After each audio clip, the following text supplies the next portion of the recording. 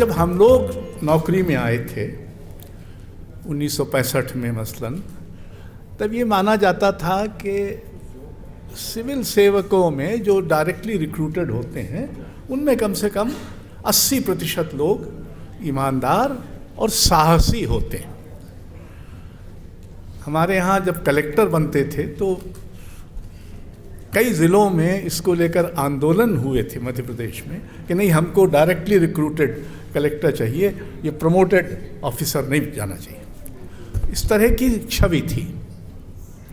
लेकिन धीरे धीरे ये छवि बिगड़ना शुरू हुई और अब शायद हालत ये है कि 20% ऐसे होंगे जो ईमानदार और साहसी होंगे, बाकी 80% जो हैं असरे नौ यानी अव्वल ही सोचते ही ये हैं कि अब इसमें जा रहे हैं तो अमन चैन होगी। एक बार, क्योंकि मैं लेखक भी हूँ, उसके रूप में भी काफ़ी बदनाम हूँ, तो एक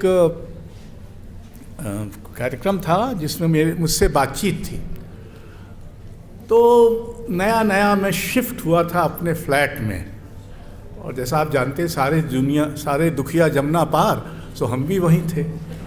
एक वसुंधरा एनक्लेव नाम का बियाबान था उस समय, अब तो थोड़ा बेहतर हो गया। तो सवाल ये था कि मेरे पास पुस्तकें बहुत थी, उनका क्या करें, और 3 कमरे का फ्लैट।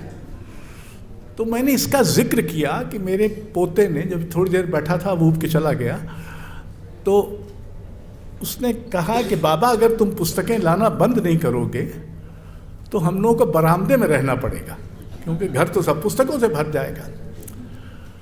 तो जब उसमें प्रश्नोत्तर शुरू हुआ तो एक सज्जन उठे और उन्होंने मुझसे कहा कि साहब आपने क्या बात की, आप इतने सीनियर IAS अफसर रिटायर हुए हैं, आपका तो नोएडा में संगमरमर का महल होना चाहिए, और आप कह रहे हैं कि आप 3 कमरे के फ्लैट में रहते हैं जिसमें किताबों के लिए जगह नहीं है।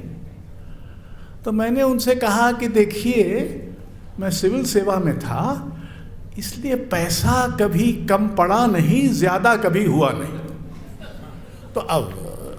तो इसलिए मुझे बड़ा आश्चर्य होता है जब मेरे समवयसी लोग ऐसे ऐसे आलीशान मकानों में रहते हैं।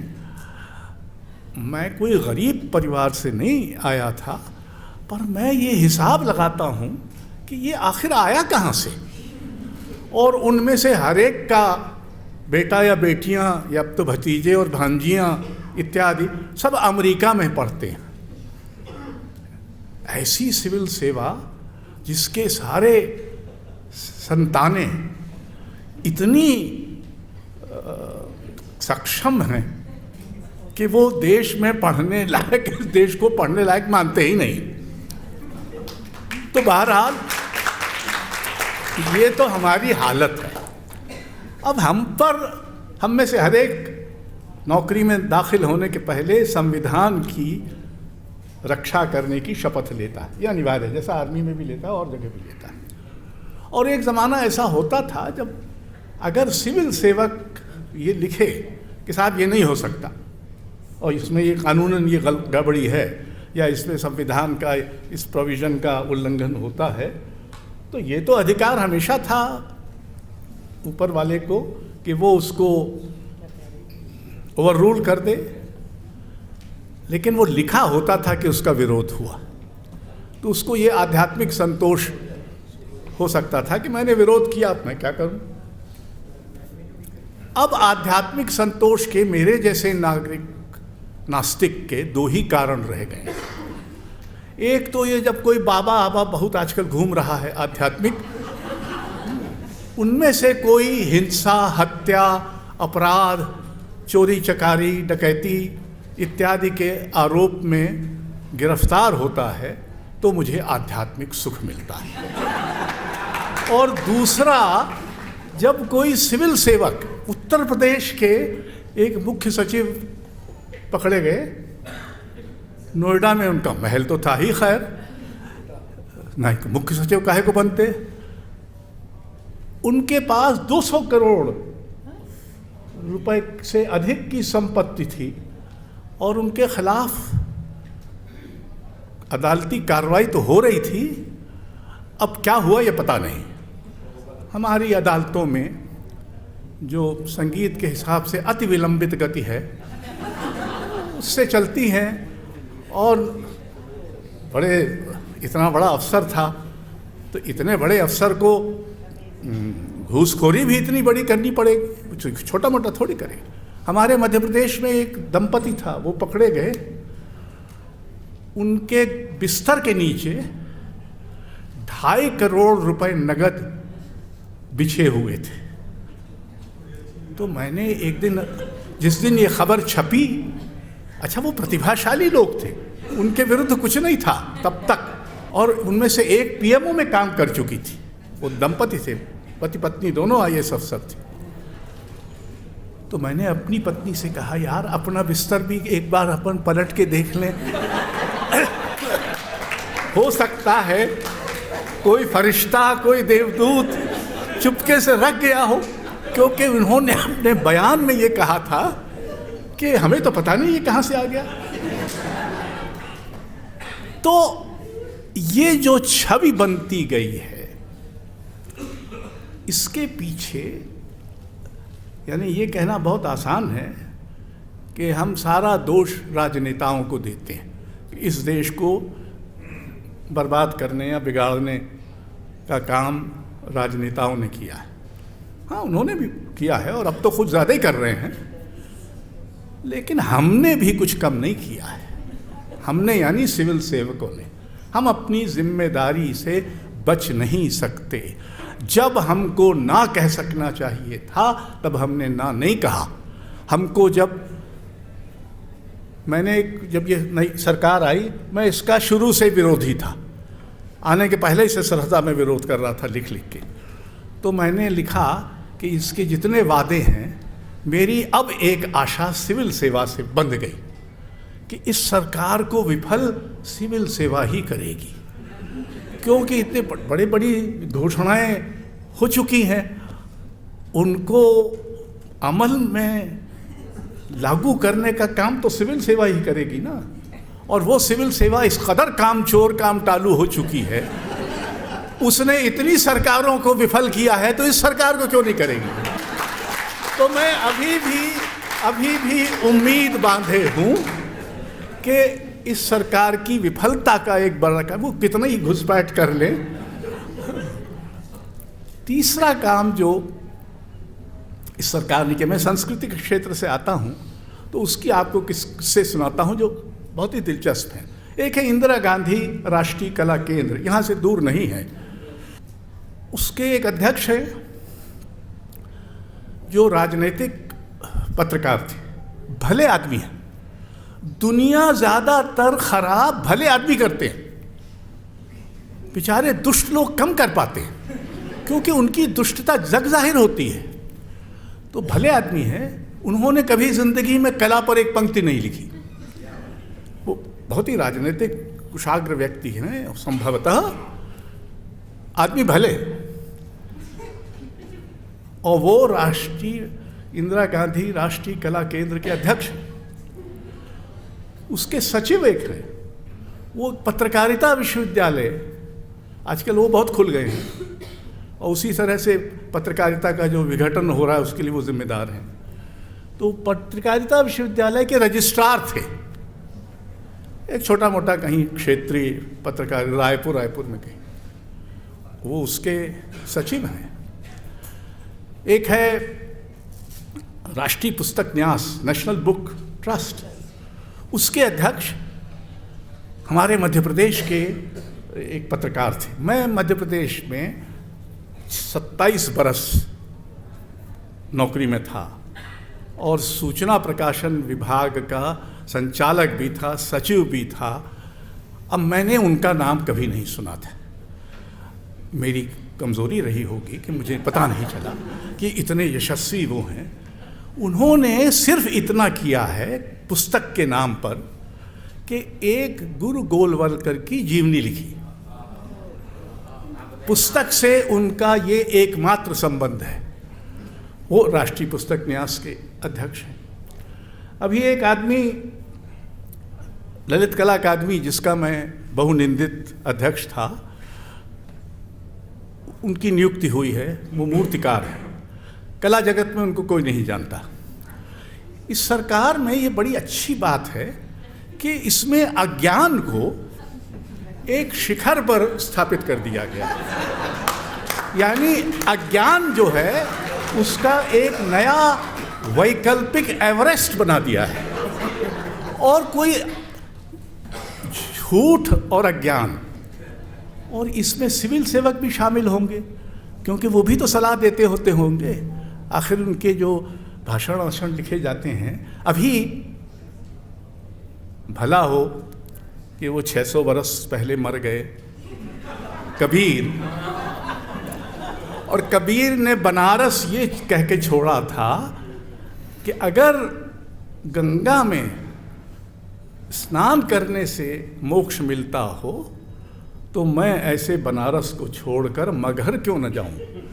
तो वो मगहर में दफन है, और वहाँ बड़ा दिलचस्प है। मैं गया हूँ, 2 समाधियाँ हैं, एक कब्र है और एक समाधि है, अगल बगल है दोनों। क्योंकि ऐसी किंवदंती है कि जब कबीर की मृत्यु हुई थी तो हिंदुओं मुसलमानों में दोनों में झगड़ा था कि कौन क्या करे। तो बहरहाल, तो वो कबीर बेचारे 15वीं सदी में थे, और गोरखनाथ जिनके नाम पर एक गोरखपुर है, और जिसके एक योगी आजकल मुख्यमंत्री बने हुए उभरा रहे हैं सारी दुनिया में, वो और एक बेचारे थे गुरु नानक, जो कबीर से 200 बरस बाद पैदा हुए।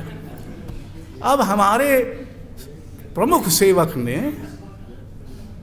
इतिहास का एक बहुत ही ऐतिहासिक अतिक्रमण करते हुए इन तीनों को एक साथ कर दिया। ऐसा प्रधानमंत्री कभी हुआ है?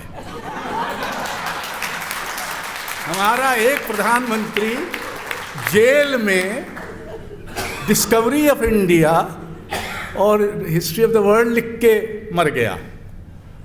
उस ससुरे को ये पता नहीं था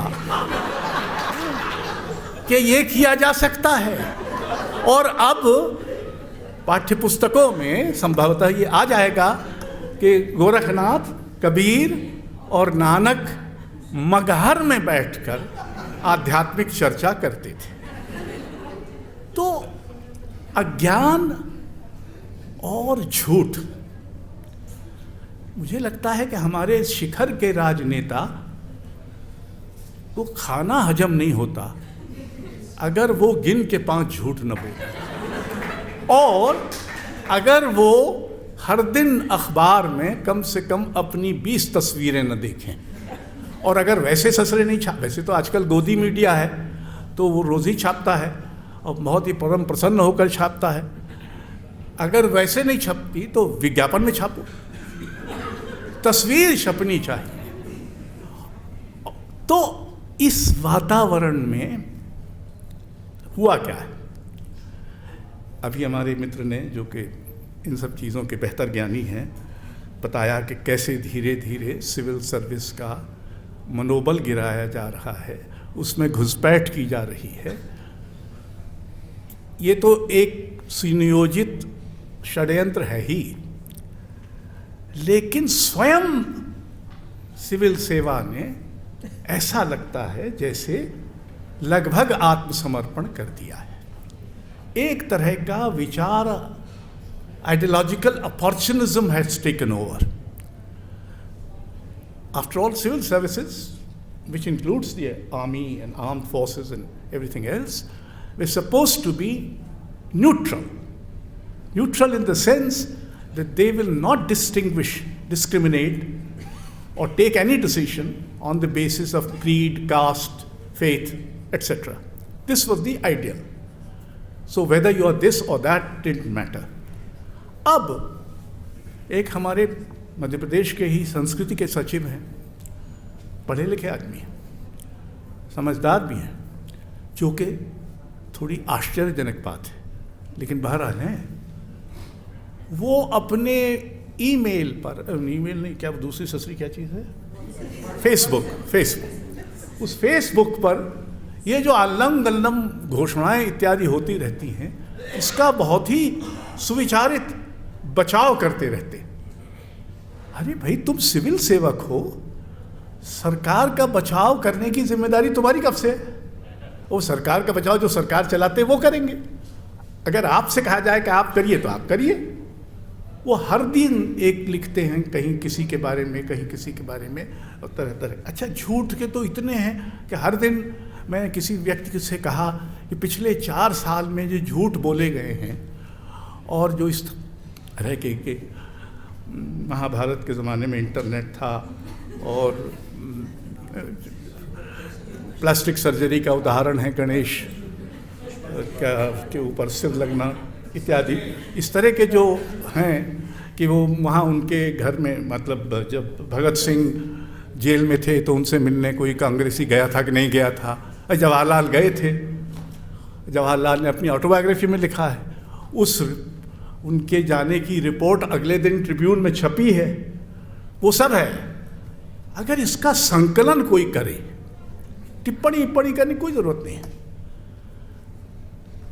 हमारे एक मित्र थे, बड़े उपन्यासकार हैं, मिलान कुंदेरा। उन्होंने उपन्यास के बारे में कहा था कि उपन्यास पैदा होता है ईश्वर की हंसी से। ईश्वर जब अपने संसार को देखता है कि मैंने ये संसार बनाया और क्या चित्र विचित्र बन गया, कहाँ से कहाँ बन गया, तो ईश्वर की हंसी से उपन्यास पैदा हुआ है। तो वैसे तो ये रोने का वक्त है, लेकिन हंसने का वक्त भी है कि हाँ, हम इतने बेवकूफ़ निकले कि हमने ऐसों को चुना जिन्होंने 4 बरस में कम से कम 20-25 हज़ार झूठ बोले होंगे। और ये मेरा एक मोटा एक रिटायर्ड सिविल सेवक का, जो अब मंद बुद्धि और मंद गति हो चुका है, उसका ये आकलन है। हो सकता है कि ये यथार्थपरक न भी हो। दूसरी उसी बात नहीं है, कई बातें हैं। तो एक ज़माने में सिविल सर्विस नए विचार और नई योजनाएं और नई नीतियां सुझाने का काम भी करती थी। जब मैं मध्य प्रदेश में, मुझे जब संस्कृति सचिव बनाया गया, तो कोई सरकार में, मैं पहला ही उसका सचिव था, 10 बरस रहा। सोचिए, कोई सिविल सेवा के इतिहास में कोई व्यक्ति किसी पद पर 10 वर्ष रहने दिया ही नहीं जा सकता। ये सर्वथा नियम विरुद्ध था। लेकिन कोई एक तो लेने को तैयार नहीं होता था, दूसरा सब लोग हंसते थे कि देखो कितना अच्छा अफसर था, आजकल नचइयों गवैयों के पीछे लगा रहता है। तो उस ज़माने में मुझसे कहा गया कि आप बहुत कहते थे कि राज्य को संस्कृति के क्षेत्र में कुछ जिम्मेदारी निभानी चाहिए, आप बताइए कि क्या निभानी चाहिए और आप ही उस जिम्मेदारी को निभाइए। तो ये भी वक्त था। तो सिविल सेवा एक स्रोत होता था, और अच्छा राजनेता वो होता था, वो सब कुछ सोच के नहीं आ जाता था। राजनेता इतने ज्ञानी नहीं थे जितने आजकल हैं। इनको परम ज्ञान है, इतिहास भी जानते हैं, ये भी जानते हैं, संस्कृति विज्ञान सब कुछ जानते हैं। उस समय जो राजनेता था वो फिर भी उसको इतनी अकल होती थी कि भाई वो सिविल सेवक से पूछता था कि भाई इसको हम क्या करें, या बताइए कुछ ये हो सकता है क्या, ये नहीं हो सकता है। और बहुत सारे, अगर आप पिछले 50 साल का इतिहास देखें तो इसमें बहुत सारी योजनाएं, अच्छी बुरी, लेकिन ज़्यादातर अच्छी, बहुत सारे नए विचार जो प्रशासन में आए हैं वो सिविल सेवक लाए। सिविल सेवकों के माध्यम से वो विचार आते थे।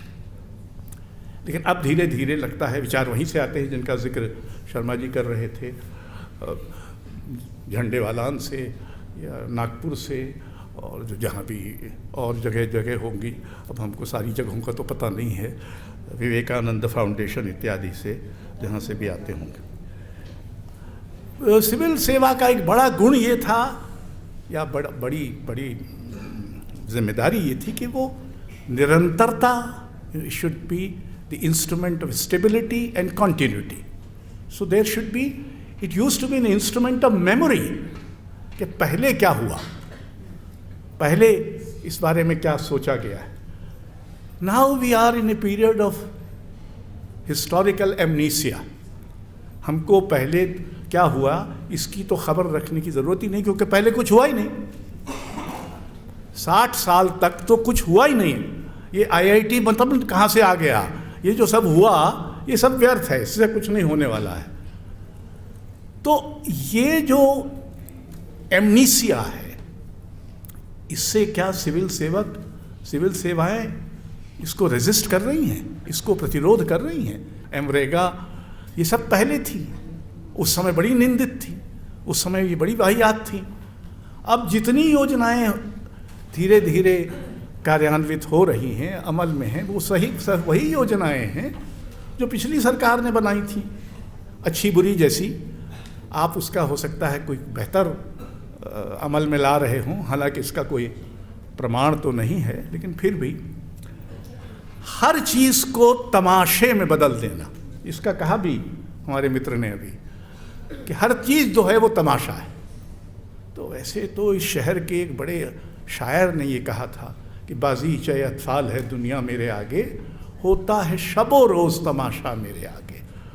तो गालिब के ज़माने में तो शबो रोज़ तमाशा लाल किले और चांदनी चौक में ही होता होगा, बल्ली मारान में होता होगा। अब तो पूरे देश में तमाशा हो रहा है और हर दिन हो रहा है, और हम लोग बहुत मुदित बन ये तमाशा देखते हैं। मैंने पिछले 6 साल से टेलीविज़न देखना बंद कर दिया। अगर झूठ ही देखना है, अगर तमाशा ही देखना है, तो काहे को हम अपना वक्त बर्बाद करें? और अगर सारी खबरें बुरी खबरें हैं तो कल अखबार में पढ़ लेंगे सुबह, अपनी शाम और रात क्यों बर्बाद करें? और मैं आपसे कहूँ कि और कभी कभी मैं टेलीविज़न पे आ जाता हूँ तो बेचारी कोई वो जो मुझे जिसने वहाँ बुलाया था, वो कहती कि सर वो आपका इतने बजे आ रहा है। तो मैं कहता बड़ी भी बहुत शुक्रिया, मैं टेलीविज़न देखता नहीं। तो इससे मेरी जो रेटिंग है टेलीविज़न पे काफ़ी कम हो गई है। तो वो ठीक ही है, कोई जाके TRP, हाँ TRP, वो क्या ये क्या बेकार, देखता तक नहीं है तो इसको क्या बुलाना। बहरहाल जो एक तरह का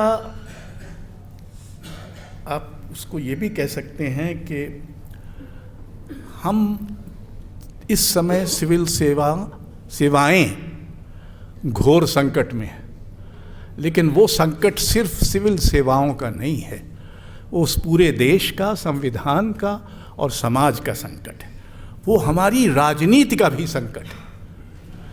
बहुत कहा जाता है कि विकल्प क्या है, और ये तो देवगौड़ा कब विकल्प थे, इंदर कुमार गुजराल कहाँ के विकल्प थे, चरण सिंह चौधरी कुछ दिनों के लिए कहाँ के विकल्प थे।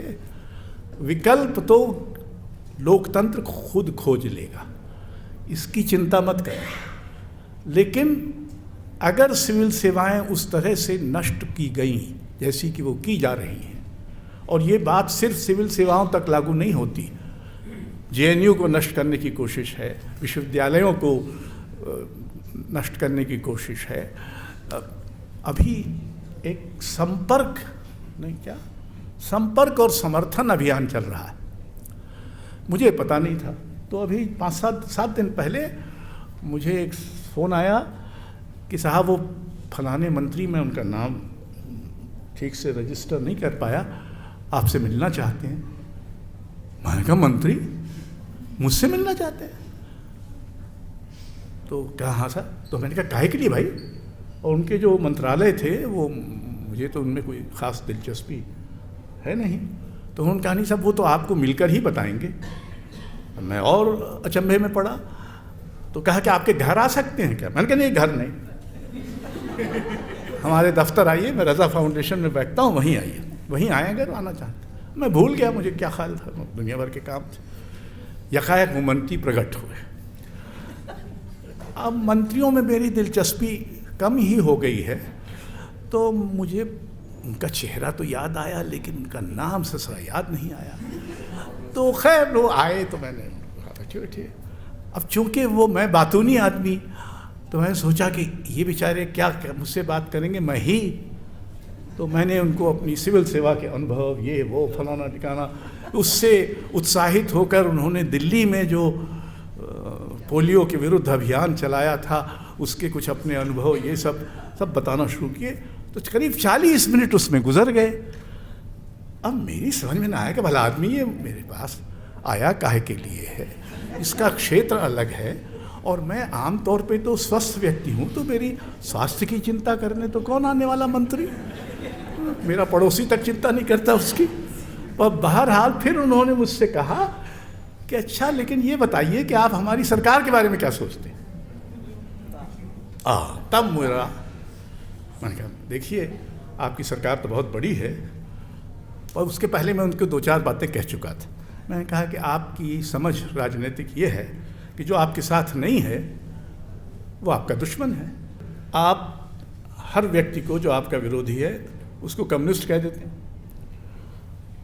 कम्युनिस्टों से भी लोग हैं जो असहमत हैं और आपसे भी असहमत हैं, और उसका बड़ा भारी बीच में हिस्सा है, उसकी आपको कोई खबर ही नहीं है। दूसरे, आप लोग बोलते बहुत हैं, कुछ सुना भी तो करिए। बोले क्या मतलब? मैं कहा आपको लगता है हर चीज़ आपको पता है? अरे भाई दूसरों की भी तो सुनो। तो खैर ये तो सब मैं कह चुका था। फिर मैंने कहा पहले मैं तो संस्कृति क्षेत्र का व्यक्ति हूँ, आपकी सरकार क्या कर रही है मुझे ठीक से पता भी नहीं है। मैंने उनको ये जो सब था बता दिया। वो बेचारे भले आदमी थे, मैं भी उनके साथ भलमनसाहत से ही पेश आ रहा था। चले गए चाय वाय पी के। उसके थोड़ी देर बाद मुझे मेरे एक पत्रकार मित्र का फ़ोन आया कि आपको पता है भारतीय जनता पार्टी के अध्यक्ष आज कुलदीप नायर से मिलने गए थे, या कल गए थे, जब भी गए थे, और कुलदीप नायर ने उनसे बड़े प्रभावित हुए और उन पर कोई बड़ी अनुकूल टिप्पणी लिख दी है। तो मैंने कहा अच्छा एक किस सिलसिले में? कहीं अच्छा आपको पता नहीं है, एक संपर्क और समर्थन अभियान चल रहा है। तो उससे थोड़ा 5 मिनट को मेरा मनोबल ऊपर उठा कि कम से कम मैं एक ऐसा नागरिक माना गया जिससे एक मंत्री आके मिले। इसने तो मेरा थोड़ा ओहदा ऊपर हुआ। और फिर मैंने जो उसको निराश किया उसको सोचकर मुझे लगा कि भला आदमी मुझसे मिलने आया, और मैंने उसको बताया ठकुर सुहाती करने के, उसको खरी खरी सुना दी। अब वो क्या करेगा, वो किसी और से भी मिला, उसकी तो खबर छपी कि वो और से मिला, लेकिन मेरे से मिला इसकी खबर नहीं छपी। अब मैं ही इसको छापने जा रहा हूँ, मैं ही उसका विवरण दे दूँगा। बहरहाल देखिए आप लोग बहुत अच्छे अच्छे विचार सुन चुके हैं, तो मैंने सोचा कुछ आपका मनोविनोद भी करना चाहिए। एक बड़ी समस्या सिविल सेवा में ये रही है कि सारे सिविल सेवक बहुत ही गुरगंभीर होते हैं और अपने को समझते हैं कि सारे जहाँ का दर्द उनके जिगर में है, और बहुत ही मनहूस सूरत बना के बैठते हैं। तो मैं जब शिक्षा सचिव बना तो मैंने अपने जो सहकर्मी थे उनको सबको बुलाया। मैंने कहा देखिए मेरे पास मुस्कुराता हुआ चेहरा लेके आइए, और अगर आप उस दिन बहुत उदास हैं तो ना आइए। एक बात। दूसरी बात ये कि मुझसे ये मत कहिए कि साहब आप ही बस, मैं चापलूसी को बहुत जल्दी ताड़ लेता हूँ। तीसरी बात, जब मंच पर हम लोग साथ हों तो मेरी प्रशंसा करना वर्जित है, क्योंकि जो कुछ मैं कर रहा हूँ वो तो आपकी वजह से कर रहा हूँ, आप हमारे सहयोगी हैं, तो अपनी प्रशंसा क्या करना। मैंने कहा मेरी प्रशंसा तब करिएगा जब मैं अनार रहूँ, तब आप कर नहीं पाएंगे क्योंकि दूसरा आ गया होगा। इसलिए ये नियम पालन करिए। तो और चौथा ये है कि देखिए थोड़ा हंसना सीखिए, वही, लेकिन हंसना दूसरों पर हंसने के पहले थोड़ा अपने पर हंसिए। वो जो अपने पर हंसता है उसी को ये हक है कि वो दूसरों पर भी थोड़ा बहुत कभी कभार हंस ले।